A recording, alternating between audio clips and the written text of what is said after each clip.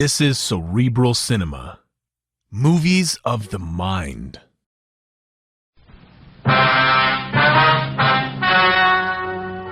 story you are about to hear is true. Only the names have been changed to protect the innocent. Fatima Cigarettes, best of all long cigarettes, brings you Dragnet.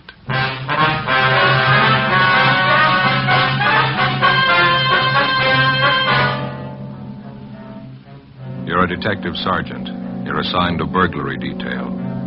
A gang of clever thieves are at work in your city. In 3 months, they've looted fashionable homes of $100,000 in furs and jewels.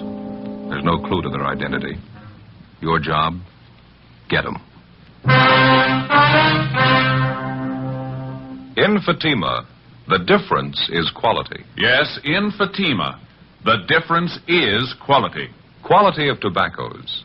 The finest domestic and Turkish varieties, extra mild, superbly blended, to give you Fatima's much different, much better flavor and aroma. Quality of manufacture.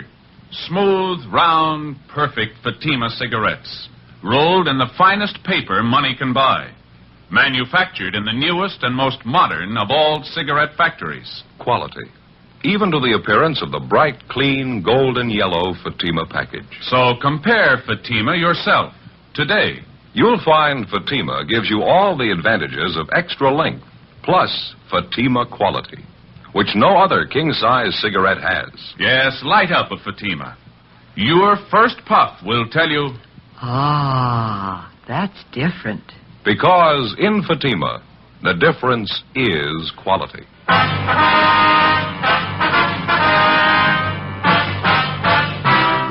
Dragnet, the documented drama of an actual crime. For the next 30 minutes, in cooperation with the Los Angeles Police Department, you will travel step by step on the side of the law through an actual case transcribed from official police files. From beginning to end, from crime to punishment, Dragnet is the story of your police force in action.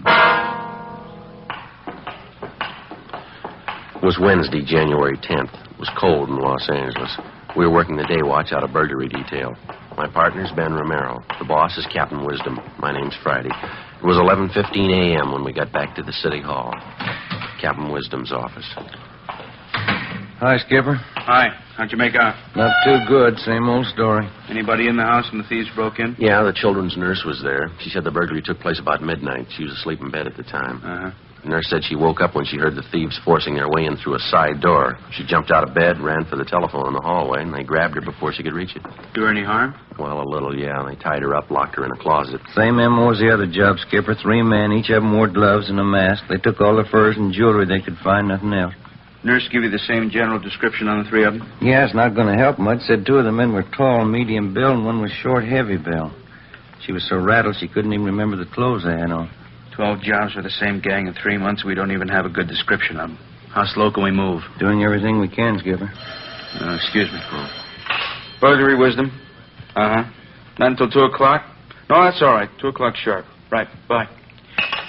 Just had an appointment canceled out. How about a cup of coffee downstairs? Yeah. I didn't even have a chance for breakfast this morning. Fine with me. You grab my hat, will you? Yeah, I'll get it. Here you go. Thanks. Guess you talked to the owners of the house, huh? The place was broken into last night? Yeah, we did. Mr. and Ms. Peterson. They got home a couple hours after the burglary, took a quick inventory. What did they find missing? Furs and jewels, same as the other jobs, almost $12,000 worth. It's the biggest haul yet. I don't have to spell it out for you. We need a break on this thing. We need it bad. More pressure from the front office, huh? Coming from all sides. The victims, their insurance companies, newspapers. They got a right to cry. Those thieves have been grabbing furs and jewels for 3 months. We're doing everything about it we can do, Skipper. Planning stakeouts, working our informants, running down every lead we can get our hands on. Covered every angle I can think of. They don't worry about the angles we cover. They want results. They want their property back. Yeah, go ahead, Skipper. Go ahead. Yeah. Now, how about the stuff they took on the job last night? You get it on the stolen property list? Yeah, it's all listed. That's one thing that really gets me. What are the thieves doing with all that stuff, the furs and the jewelry? We've had every pawn shop in the city on the alert since they started working. Checked on every possible outlet we know of, any place they could use to dump the stuff. They haven't turned up a trace of it. No results from those APBs you got out? Well, yeah, a few, but none of them have panned out. How about trying the cafeteria here? They got pretty good coffee. Well, Yeah, me. good idea. Why don't you two grab a table? I'll get the coffee. Right, Ben. Oh, hold the cream on mine, will you? Right, Skipper. How's this? Is all right? Yeah, it's fine. 3 chairs? Yeah. Okay. How about it Friday? You or Ben got any ideas at all? Well, there's one thing we wanted to talk over with you. We were kicking the idea around on the way back into the office. Uh-huh. Would you like a smoke? Oh, thanks. There you go. Last night, we were comparing the different stories we got from the burglary victims. Yeah, light. Thank you. You get a light all right? Yeah, it's all right, thanks. Go ahead. Well, that's one thing that all their stories seem to have in common. Now, that's counting all 12 victims. Yeah, what's that? Well, let's see. I got a piece of paper here. I got it all figured out. Yeah. We know all the victims are fairly wealthy people. They go out quite a bit, parties, nightclubs, things like that. Yeah. None of them were at home at the time the burglaries were pulled. That's right, yeah. Here you go. There's your Skipper. No cream. Thanks. Joe? Thank you very much. I was just telling you, Captain, about that idea we were talking about on the way back in. Yeah, well. All right, so none of the victims were home at the time of the burglary. Where does it go from there? Well, for one thing, we all pretty much agree that there must be a finger man working with the gang, don't we? Somebody who knows the victims aren't home. Somebody who also knows the victims aren't wearing the furs or jewels on that particular night, is that right? That's right. We've been going on that assumption. Now, the question is, who's the finger man? Well, that's what I'm trying to get at here. Ben and I compared the victims' stories. We found out that in every case, each of the victims had been out in some public place from 3 to 5 days before the night of the burglary. Now, at that time, every one of them wore furs and expensive jewelry. Yeah. Why don't you read off some of those examples we got there, Joe? Okay. Well, here's the first one. Mr. and Mrs. Charles King. Now, on December 10th, they went to a nightclub out in Hollywood. Mrs. King wore a fur coat and quite a bit of jewelry. On December 14th, they went out to a theater. They didn't dress up at all. They left the furs and jewels at home. That's the night that their house was burglarized. And this same pattern shows up in every one of the victims' stories? No, it's not quite that close, but the same elements seem to be there. Here's another one, Skipper. Let's see. Mr. and Mrs. Lyons. November 20th, they went to a big party at a restaurant out on Sunset. Woman wore jewelry, expensive fur wrap. A week later, they went to a party at a friend's house. Mrs. Lyons left her furs and jewelry at home, and the same night, the thieves broke in. Yeah, that's a pretty good angle.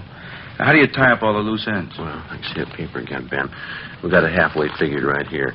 Just before each of the victims was taken, they appeared in a public place, wearing the furs and jewelry. We've got a list of all the places, nightclubs, restaurants. There's about 6 of them here. So the finger man for the gang must be watching these 6 places. He spots the people with the expensive furs and jewelry and tips off the gang. They watch the house. Next time the people go out and the thieves see the woman isn't wearing her furs and things, and they move in. It's not a sure thing. We're just guessing, you understand? What do you think? Well, it sounds like a fair guess. Let's move on it. We'll have to cover each of those nightclubs and the restaurants. It's going to take more men, more time. Could be nothing but a blind alley. We got the men, we got the time. Let's try it. 10 p.m., Wednesday, January 10th. Our idea for stopping the burglary gang by reaching their spotter or finger man was put into operation. The half-dozen nightclubs and restaurants where we thought the spotter might be checking off richly dressed couples as future burglary victims were placed under strict surveillance. Managers and employees of each of the places were questioned. It went slow. The first week got us 4 leads to check out. They led nowhere. Any and all suspicious-looking persons loitering in or near the clubs and restaurants that we had staked out were questioned and checked out thoroughly. Another week passed, no results. In the meantime, on January 23rd, the burglary gang hit again, this time at a dentist's home in the Hollywood Hills. The maid, a Miss Ilsa Bergstrom, was the only one present at the time of the burglary. Ben and I drove out to interview her. It was soon before midnight. The Mr. and Mrs. was gone out. They were sitting with the television. The 3 men broke in the side door. Is that right, Miss Bergstrom? Yeah, the side door, I think so. They were sitting with the television watching. I hear this sound. I turn around, and the 3 men, they're right there in the room with me. I thought I could scream, but I couldn't. Well, do you remember what the men looked like, Miss Bergstrom? How they were dressed? I don't know. I was so much being frightened. One of them had a jacket on, I think. A dark jacket.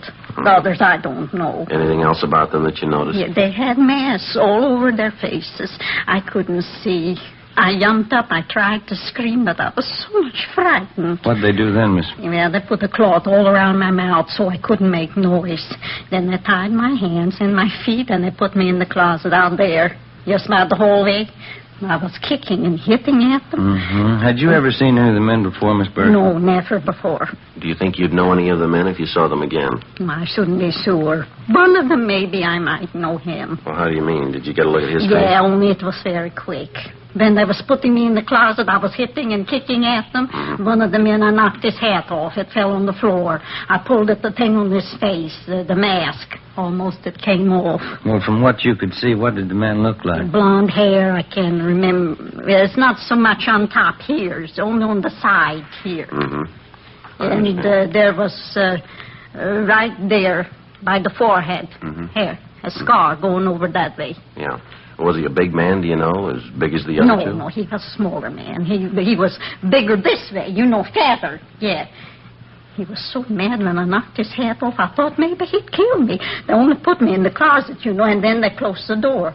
I could hear them upstairs going through the Mr. and Mrs. room. And you're pretty sure of the description you've given us, Miss Oh, Burke? yeah, the scar, the blonde hair. Not so much on top. I remember that. It was... Well, I was so much frightened, I thought he'd kill me. Mm-hmm. Now, after they locked you in the closet, they didn't come back? That's the last you saw of them? Yeah, they didn't come back to me. I could hear them moving around upstairs, and then I could hear them leave after a while. It was like all night before the Mr. and Mrs. came home and found me. I was so much frightened. This thing wouldn't happen in Sweden. That's where I come from, Sweden. Yes, ma'am. You sure there's nothing else about these men that you've noticed, or something we ought to know about? No, everything I saw, just what happened, I told you the way it was. This never would have happened in Sweden, not like this, these robbers like this. Burglars, ma'am. Yeah, these burglars. I thought I'd be dead. Never would happen in Sweden like this. You mean you don't have burglars in Sweden? Oh, yeah, we have burglars. Well, then just how do you mean Well, that? we have burglars, but they don't break in the house when somebody's there. They're a little bit gentlemen. Is that so? Yeah, they wait till everybody's gone from the house, then they break it. Even burglars should be gentlemen a little bit. Before we left the house, we checked with the owners, took their crime report and a list of their stolen property, some $6,000 in jewelry and fur coats. The maid's description of one of the three men in the gang wasn't complete, but it was the best that we'd had on him in 3 months. Frank Cunningham in the Eye Bureau had the description of the scar on the suspect's forehead checked through the oddity file. Meantime, Ben and I paired up the additional facts about the suspect. The scar, the color and condition of his hair, along with his general description, his approximate weight and height. We had the stats office make a run for us and all ex-cons with burglary records who fitted the overall description. They came up with a list of 10 names, and we started checking them out. One of the first listed was a Russell Snow. We checked his last known address, but he'd moved. His mail was being forwarded in care of his brother, George Snow, who managed the Neptune Plunge, a public indoor swimming pool in the East Hollywood neighborhood. We drove out to interview the brother. Pretty good size for an indoor pool, huh? Yeah, it is. It's a nice layout they got. Must be the office straight ahead there. Hey, Joe. Joe, look. What's that? That girl over there. Look at that bathing suit she's got on. Yeah, they keep getting smaller, don't they? Makes you embarrassed just to look at them. Yeah, maybe I'm just getting old. Yeah.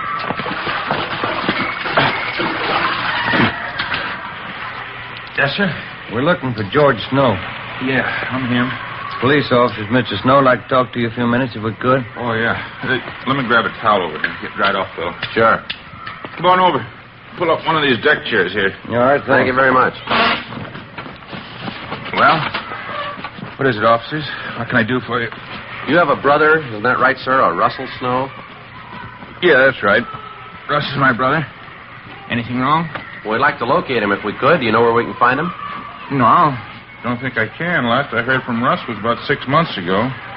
Said he was going to take a job in Minneapolis. Mm-hmm. Not in trouble again, is he? Not that we know of. We'd like to locate him, that's all. I don't think I can help you much. Russ isn't much of a letter writer. Only time I hear from him is when he's in town.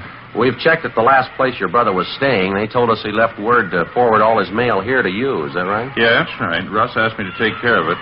No letters have come through so far, though. Mm-hmm. Were you to hang on to his mail or send it on to him in Minneapolis? No, I was going to hang on to him. Russ said he'd pick up his mail next time he was through. As I say, that was 6 months ago. I haven't seen or heard from him since. Then you wouldn't know if he was actually in Minneapolis or not. But no, I wouldn't. Guess you know my brother Russell had a police record. Yes, sir, we do. He had that trouble a couple of years ago, that burglary rap. I think Russ learned his lesson. Are you your brother's only living relative? I mean, is there anyone else in town who might have heard from him? I don't know, officer. Excuse me just a minute. All right, kids, no running around the side of the pool, you hear? You slip and break your neck. No more running. Sorry, I gotta watch him like a hawk. Yes, sir. Like I was saying, I can't think of anybody who might have heard from Russ. I'm his only relation, but he does have a few friends around town. I mean, legitimate fellas, you know. Yeah, They come around once in a while, drop in and say hello. Have any of them heard from your brother? They might have, but I didn't ask him. There's old Matt Garson. He's a good friend of my brother's. He was in the other day, but he didn't say anything about hearing from Russ. Might be that he has. Maybe he didn't think to mention it. Where does this Matt Garson stay, do you know? I really couldn't tell you, officer. That's a real character, kind of a floater. Doesn't stay with one job more than 2 months. Like last week when he was in here. Yes, sir? He's a real pitchman. Gave me a big sales talk. Biggest bargain on earth. Said he'd sell me a couple of them real cheap. I didn't have any use for them. What's that, sir? Fur coats. Before we left, George Snow gave us a complete description of Matt Garson, together with the names of 5 of Garson's acquaintances who might know of his whereabouts.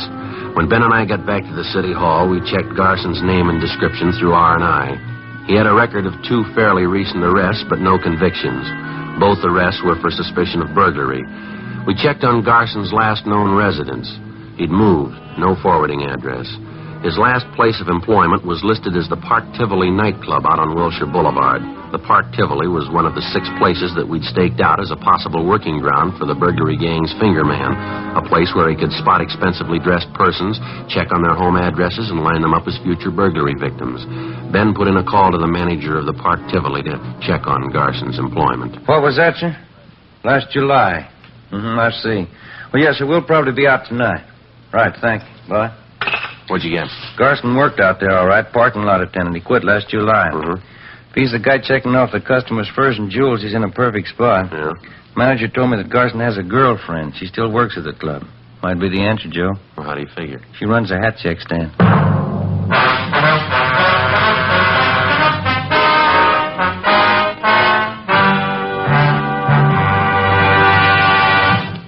You were in the communications division of a metropolitan police department, the teletype room.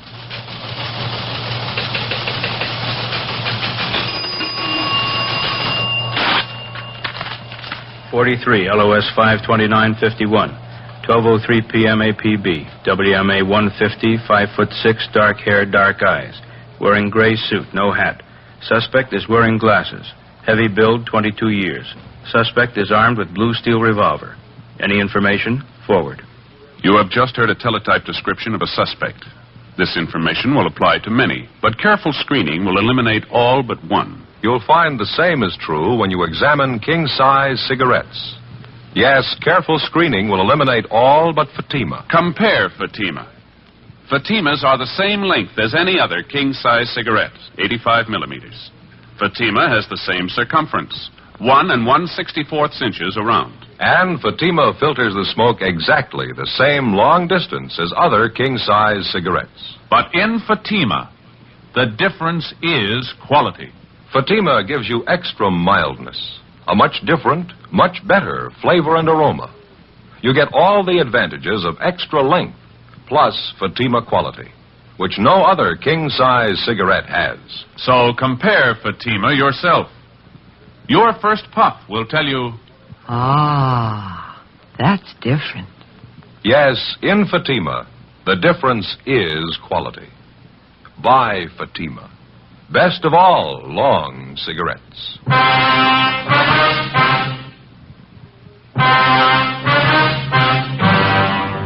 One of the biggest problems that faces a police officer working the burglary detail is not only apprehending the thief, but also recovering the stolen property. Dozens of criminals of this type will spend 5, 10, or even 15 years in prison if they know that on their release they will have a stake of thousands of dollars in stolen property which they've hidden somewhere to start over again with. Thursday, January 26th, 5 p.m. We got out a broadcast and an APB on the burglary suspect, Matt Garson. Then we began checking back on his girlfriend, Virginia Ramsey, who worked as a hat check girl at the Park Tivoli nightclub on Wilshire Boulevard. It was one of the 6 probable places where we thought that the finger man for the burglary gang was lining up potential victims. Despite the fact that she often associated with known criminal suspects, the Ramsey girl had no previous criminal record herself. That night, after she reported in for work at the club, Ben and I checked her apartment. In one of the closets, we found 3 expensive fur coats. They were all identified as property taken in previous burglaries by the gang. In a strong box in the desk, we found a half a dozen pieces of expensive jewelry, also identified on the stolen property list. Ben and I got in the car and drove to the Park Tivoli nightclub. Your hat, sir? Check your hat? Your name Virginia Ramsey? Yes, that's right. Police officers, Miss Ramsey. Like to talk to you downtown. Beg your pardon? I say we're police officers. Here's our identification. Like to talk to you downtown. What's it all about? I haven't done anything. Then there's no reason to worry. We'd just like to ask you a few questions, that's all. What about? A man by the name of Matt Garson. I understand you know him quite well. No, I don't know him. I don't even know what you're talking about. Want to get your coat, Miss Ramsey? We'll talk it over downtown, huh? I'm working now. Listen, I won't be off till 2 o'clock. I can't just walk off the job. We'll just talk to the manager. He's going to have one of the other girls take your place. Do you want to get your coat, please? All right.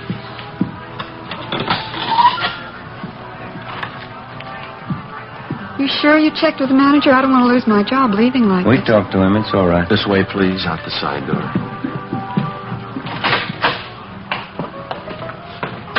I'd like to know what this whole thing's all about. I think I have a right to know, pulling me off a job like this. We told you, Miss Ramsey, it's about a friend of yours, Matt Garson. He used to work here at the club, didn't he? I wouldn't know. A lot of people work here. I don't know them all. Why should you want him anyway? Do you know him? I think I might, yes. Not sure. Why do you want him? For interrogation, just like to ask him a few questions. Why? You ready to admit that you know Garson? I think I might. Yeah, I know him. Want to get in, Miss Ramsey? Still don't know what it's all about. Why do you want Matt Garson? Same reason we want you, suspicion of burglary. You don't know what you're talking about. You can't prove anything against me. We already have, miss. Huh? We found 3 fur coats in your apartment. There was some jewelry there, too. Those things are mine, every one of them. They're all mine. Right, come on, you're wasting time. They're stolen property, you know that. How about it, miss? You want to tell us about Matt Garson? Where is he? I told you. Told you the first time. Yeah? I don't know him. 10 p.m. We drove the suspect, Virginia Ramsey, downtown to the city hall and took her to the interrogation room. We questioned her continuously until well past midnight. She refused to admit anything. We gave her time to rest a little and set out for some food. Then we resumed the interrogations. 2 a.m. The Ramsey girl still refused to admit any connection with Matt Garson, his friend Russell Snow, or any members of the burglary gang. We stayed with it. By 4 a.m., we'd halfway convinced her that protecting the members of the gang wasn't the answer, that the best thing for her to do would be to cooperate. 5:30 a.m. Can I have a cigarette? Yeah. Here you are.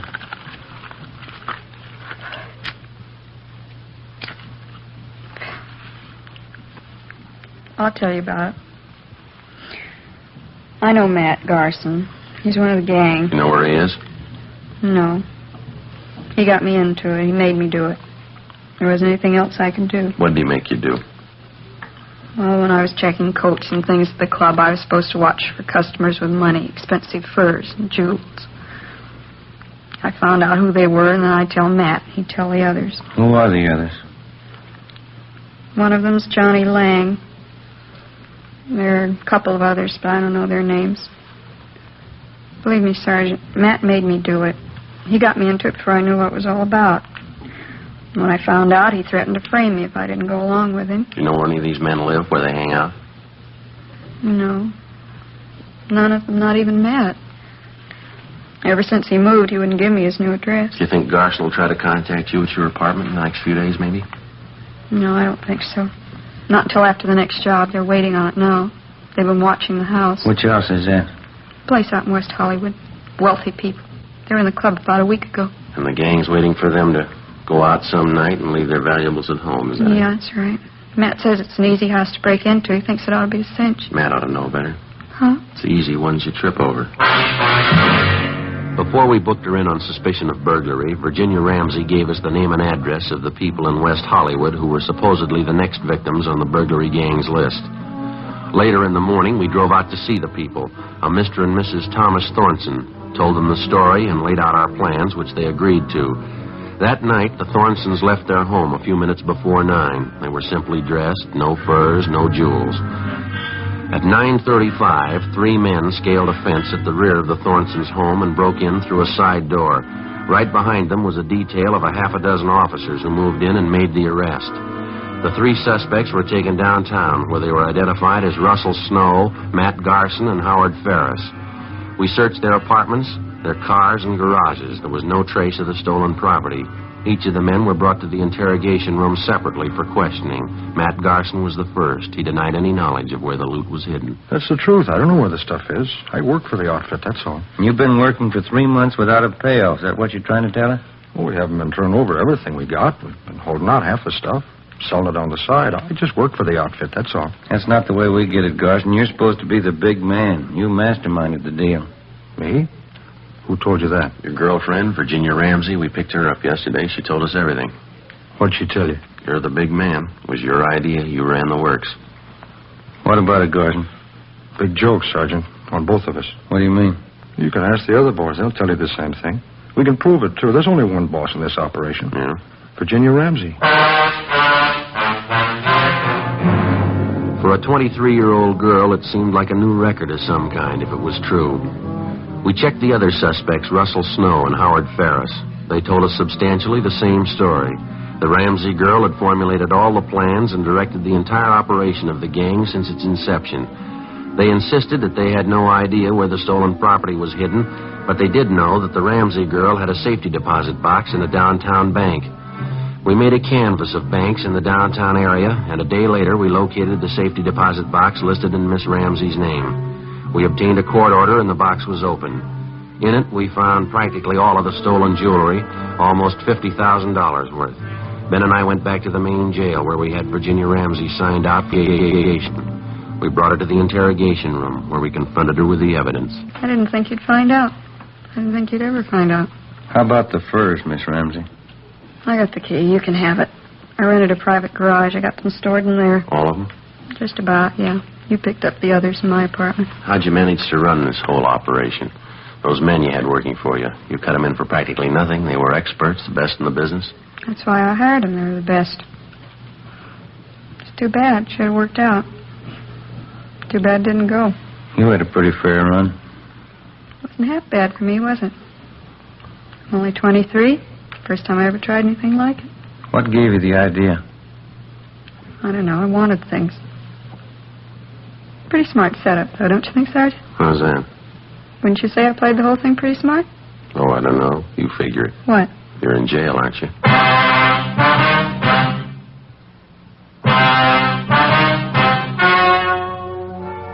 The story you have just heard was true. Only the names were changed to protect the innocent. On March 28th, trial was held in Superior Court, Department 89, City and County of Los Angeles, State of California. In a moment, the results of that trial. Now, here is our star, Jack Webb. Thank you. Friends, if you smoke a long cigarette, I want you to get acquainted with Fatima's.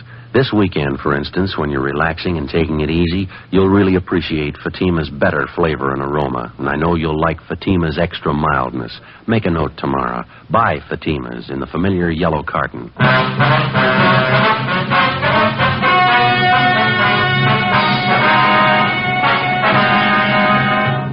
23-year-old Virginia Ramsey, the leader of the gang, was tried and convicted on 4 counts of first-degree burglary and 4 counts of receiving stolen property.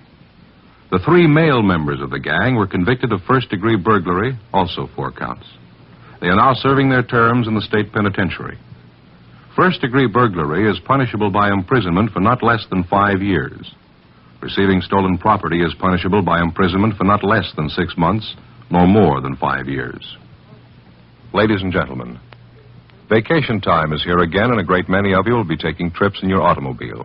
Danger is never absent from the highways of America. Be careful. The care you take may save a life, and that life may be your own.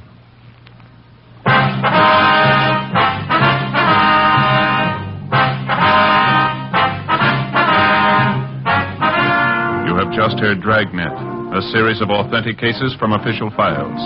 Technical advice comes from the Office of Chief of Police W.H. Parker, Los Angeles Police Department. Fatima Cigarettes, best of all long cigarettes, has brought you Dragnet, transcribed from Los Angeles. Stay tuned for Counter Spy next over most NBC stations.